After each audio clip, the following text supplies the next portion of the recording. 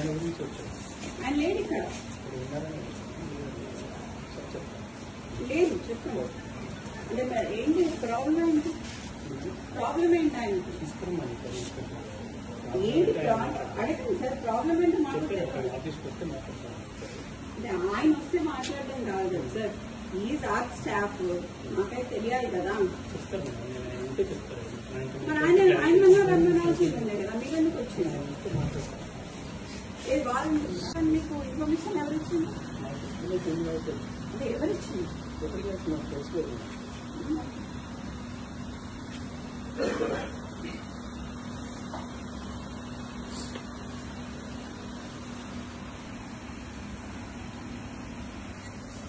What is this drama?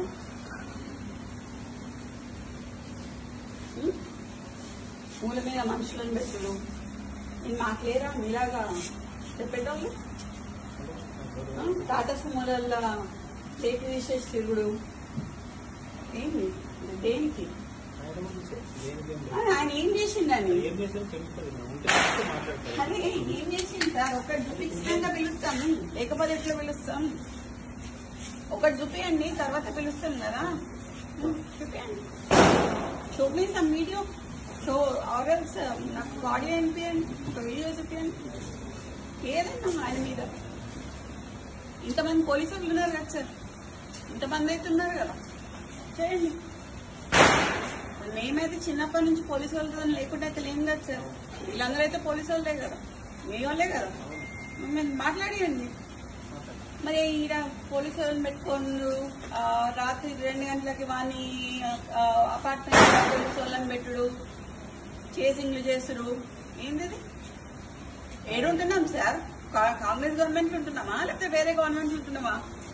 ఎట్లా కనిపిస్తున్నాం sir? చూసి వస్తాం. లేదు, you have come to my house, come to నా ఇంటికి. నువ్వు మఫ్తీలు వచ్చినావు ఇక్కడికి,